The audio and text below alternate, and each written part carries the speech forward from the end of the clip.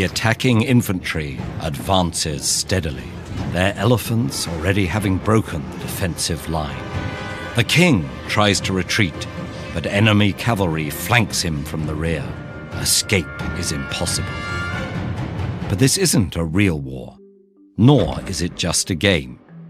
Over the roughly 1.5 millennia of its existence, chess has been known as a tool of military strategy, a metaphor for human affairs, and a benchmark of genius. While our earliest records of chess are in the 7th century, legend tells that the game's origins lie a century earlier. Supposedly, when the youngest prince of the Gupta Empire was killed in battle, his brother devised a way of representing the scene to their grieving mother. Set on the 8x8 Ashtapada board used for other popular pastimes, a new game emerged with 2 key features: different rules for moving different types of pieces, and a single king piece whose fate determined the outcome. The game was originally known as Chaturanga, a Sanskrit word for 4 divisions, but with its spread to Sassanid Persia, it acquired its current name and terminology, chess, derived from Shah, meaning king, and checkmate from Shahmot, or the king is helpless.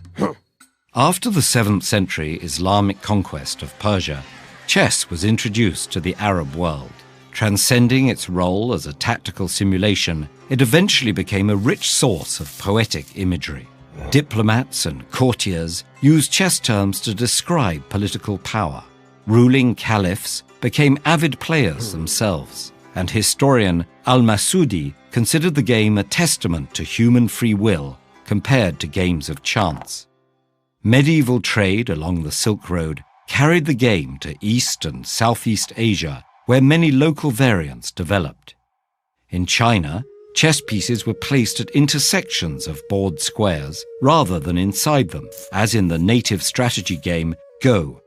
The reign of Mongol leader Tamerlane saw an 11x10 board with safe squares called citadels, and in Japanese shogi, captured pieces could be used by the opposing player. But it was in Europe that chess began to take on its modern form.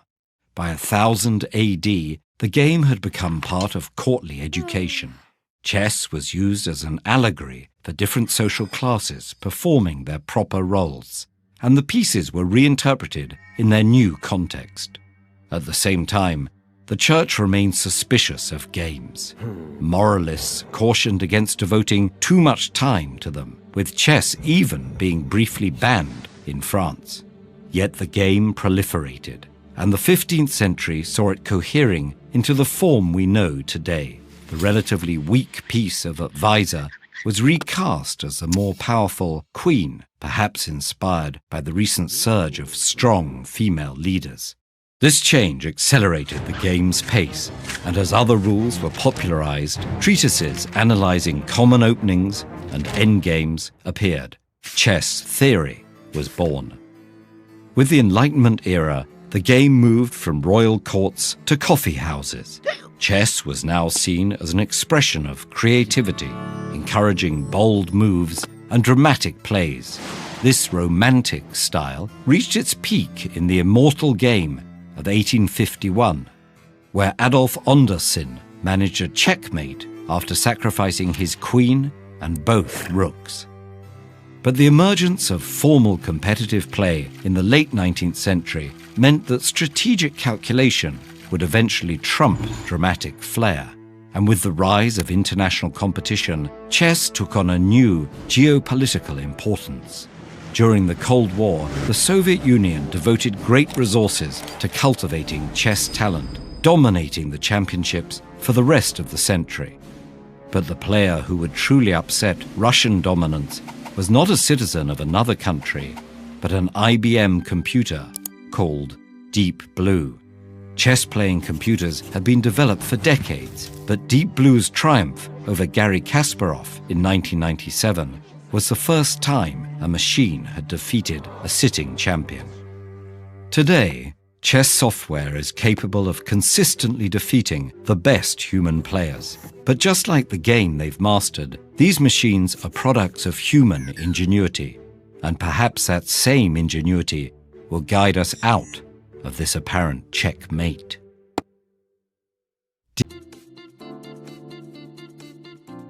All right, you're about to learn How to Play Chess, the complete guide for beginners. Who doesn't want to be a cool intellectual and play chess like a pro? Think about it. This game definitely stands out from everything else and has tons of admirers all over the world. So, do you want to join in and learn the basic rules and even some winning tricks and techniques? Then make yourself comfortable and listen up as we're about to spill all the secrets. But before we get into all the details, click subscribe and turn on notifications. Now you won't miss a thing. Okay, let's start with a basic introduction to chess to make it easier for you to understand the rest, or to simply refresh your memory. A chessboard consists of 64 square spaces. There are files, which are the columns going up and down, pointing at you and your opponent, and marked from A to H. And then there are ranks, the horizontal rows from 1 to 8. Each of the 64 spaces is identified by the combination of a letter of the file and a number of the rank. The player with the white pieces goes first. Each chess piece has a name and specific move capabilities.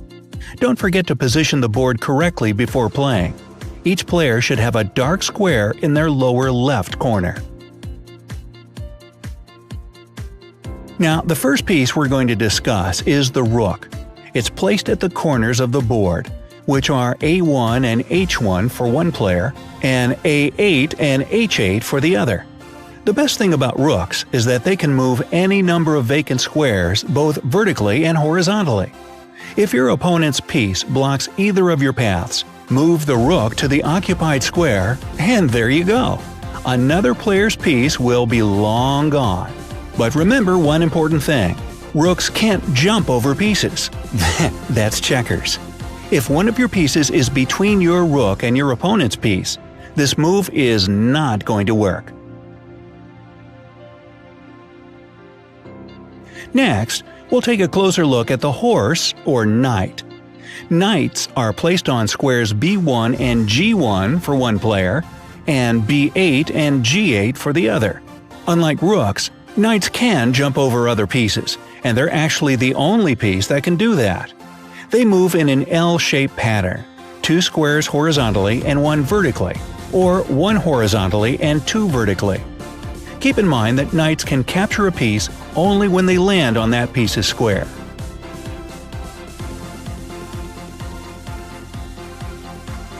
Next up, we have the bishops in square C1 and F1, or C8 and F8.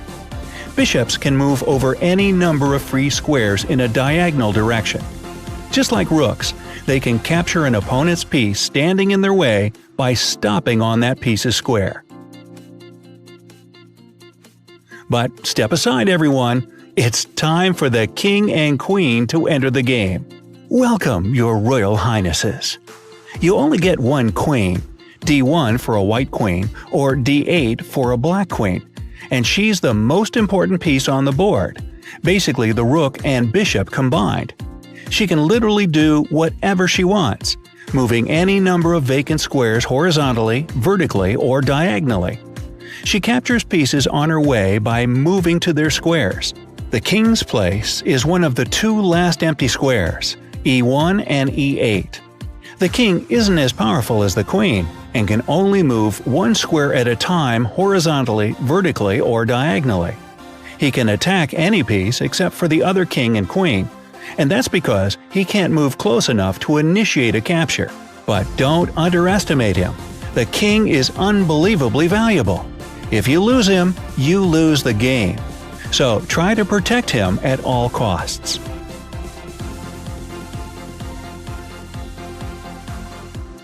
Finally, we have a whole row of pawns to shield your other pieces. They take the rows from A1 to H1 for one player, and from A7 to H7 for the other. Pawns move one square forward with one exception. The first time they move, pawns can go forward either 1 or 2 squares, but no more of that after the first move. Only 1 square at a time for the rest of the game. Now, there's one downside to pawns. If your opponent's piece is directly in front of your pawn, you can't move it forward or capture the piece. Talk about inconvenience, right? The only way for the pawn to capture the piece is when that piece is placed 1 square forward and another one to the left or right of the pawn itself. And there we have all the chess pieces. Okay, so to win and become a true chess champion, your task is to checkmate your opponent's king. It may sound like a piece of cake, but it's way more complicated than you might think. Checkmate basically means putting the king in a position where he'll be captured because he can't move or be protected by any other piece. The more of your opponent's pieces you capture, the easier it'll be to checkmate.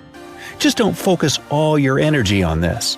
Your own king should be properly protected at all times so that your opponent can't get to him. Before you checkmate your opponent, you can just check them. This means that you should have one of your pieces within capturing range of your rival's king. In this situation, you must say check out loud to let your opponent avoid checkmate by moving their king to any free square, blocking the check by placing one of their pieces in front of the king to protect him, or capturing your piece that has placed their king in check. The same applies to you as well.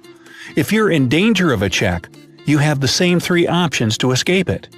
To avoid a check yourself, think carefully before making any move that might expose your king to capture. Only one rule applies here. Do not move your king onto a square that your opponent's piece might move to on their next move. But enough with all the theory. Let's talk strategies. Even though the game ends with checkmate, each of the pieces has its own relative offensive strength value. For pawns, it's 1 point.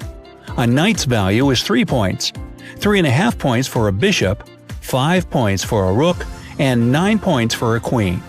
This is really helpful when comparing the total points value of each player to see who has the current advantage. The most important thing to know is the strong points of any piece. Pawns, for example, are stronger when they're together in chains to protect one another. Try to keep them that way unless you see an amazing opportunity to break the chain and make a great strategic move. Knights are weak and useless if you keep them near the edge of the board. Knights can control up to 8 squares, but when you put them near the edge, this number gets cut in half. Use their abilities to your advantage instead of limiting them. Bishops are at their strongest when they're on or near long diagonals. They can control more squares. Rooks have the most power in open files. Try to position your rooks on files that don't contain any of your pawns. Rooks can also be quite helpful on the 7th rank for white and the 2nd rank for black, but only if your opponent's king is on the starting rank. But what about the queens?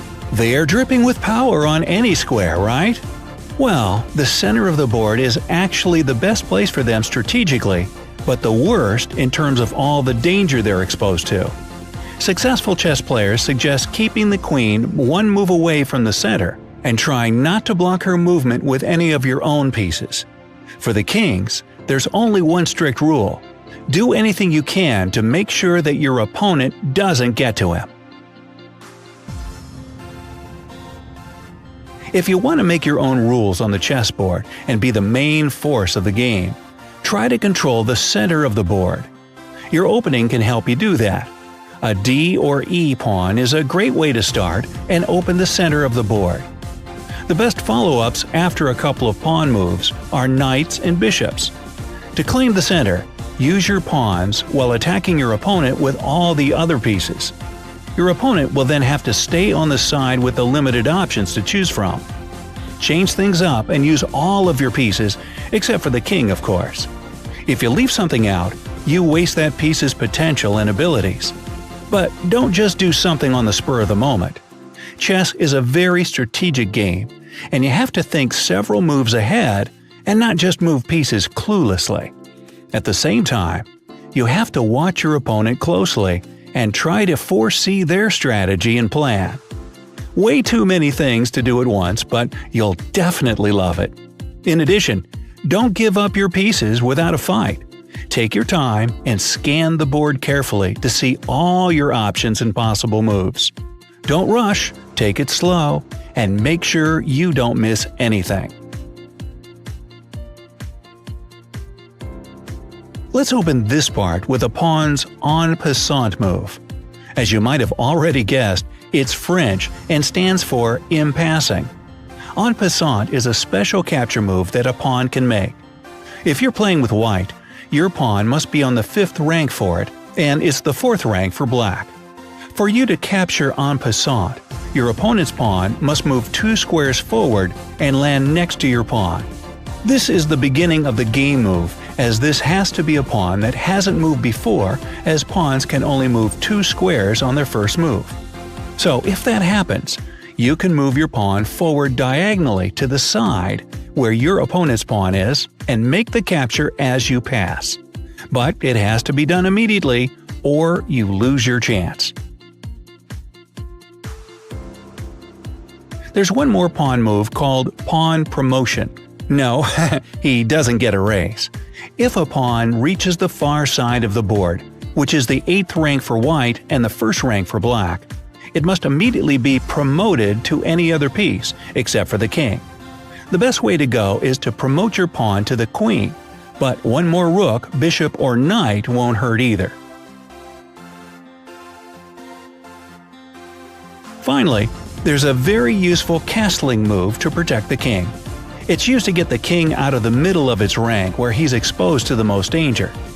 To make the castling move your king 2 squares toward any rook, and then hop that rook over the king so it lands on the square next to the king. Remember that there can't be any pieces between the rook and the king.